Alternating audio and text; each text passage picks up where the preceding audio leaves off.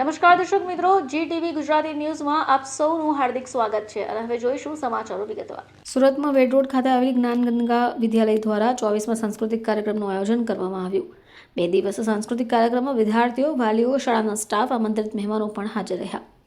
સુરતમાં વેડ રોડ ત્રિભુવનનગર ખાતે આવેલી જ્ઞાનગંગા વિદ્યાલય દ્વારા 24મા સાંસ્કૃતિક કાર્યક્રમનું આયોજન થયું. મિની બજાર સ્થિત સરદાર સ્મૃતિ ભવન ખાતે 2 દિવસ માટેનું આયોજન કરાયું હોય, જેમાં પૂર્વ મેયર જગદીશભાઈ પટેલ, સ્વનિર્ભર શાળા સંચાલક મંડળના સ્થાપક રાજેશભાઈ નાકરાણી, સુરત એકેડેમિક એસોસિએશનના પ્રમુખ તુષારભાઈ લાડ સહિત આમંત્રિત મહેમાનો હાજર રહ્યા. નવનીતભાઈ ગોપલાણીએ જણાવ્યું કે જ્ઞાનગંગા વિદ્યાલય દ્વારા 24મા સાંસ્કૃતિક કાર્યક્રમનું આયોજન સરદાર સ્મૃતિ ભવન ખાતે કરાયું હતું. ગુજરાતી, હિન્દી અને અંગ્રેજી માધ્યમના 1000થી પણ વધારે વિદ્યાર્થીઓ 40 જેટલી કૃતિઓ રજૂ કરશે. શાળાના તમામ સ્ટાફ જોડાયો હોય અને કાર્યક્રમમાં એકબીજા ભાગમાં સામાજિક ઉત્તરદાયિત્વને ભાગરૂપે જય જવાન નાગરિક સમિતિના વિદ્યાર્થીઓ દ્વારા જે ફાળો એકત્રિત કરાયો હોય એની અંદર શાળા પણ એટલો જ ફાળો ઉમેરી 51,000 રૂપિયાનો ચેક આપવા જઈ રહી છે. કેન્સર ડિટેક્શન સેન્ટરને 5,000 રૂપિયા, પ્રયાસ સંસ્થાને 5,000 અને વૃદ્ધાશ્રમને 5,000 રૂપિયાનો ચેક પણ એનાયત કરાશે. નમસ્કાર મિત્રો, હું નવનીત ગોપાણી જ્ઞાનગંગા વિદ્યાલયના સંચાલક તરીકે કાર્યરત છું.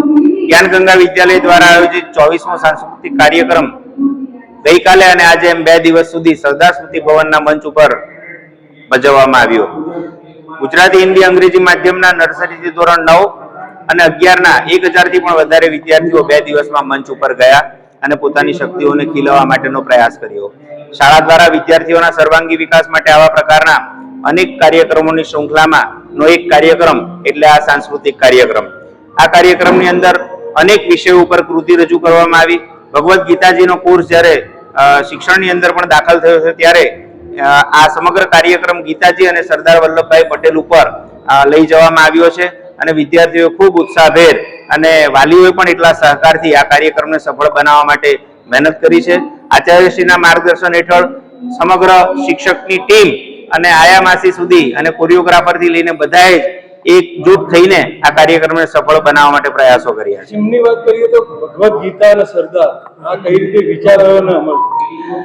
જ્યારે 150મી જન્મ જયંતિ ઉજવાઈ રહી છે ત્યારે 562 જેટલા રજવાડાઓને એક કરવાનું ભગીરથ કાર્ય સરદાર વલ્લભભાઈ પટેલે કર્યું હોય ત્યારે આપણને ગુજરાતને ગૌરવ થાય એવી વિશ્વની સૌથી ઊંચી પ્રતિમા જ્યારે રાજપીપળા સરદાર સરોવર ડેમ ખાતે હોય ત્યારે આપણને ગુજરાતી હોવા તરીકેનું ગૌરવ હોય અને 150મી જયંતિ ઉજવાઈ રહી છે ત્યારે આ સરદાર વલ્લભભાઈની થીમ વિચારવામાં આવી. સાથે વિશ્વની અંદર જેટલા પણ પ્રોબ્લેમ છે એનું તમામનું સોલ્યુશન ગીતાજીની અંદર છે એવું વર્ષોથી કહેવાય છે ને આપણે અનુભવીએ પણ છીએ. એવા એક ભાવ સાથે આ ગીતાજીને પણ આ કાર્યક્રમમાં અર્પણ કરીએ છીએ.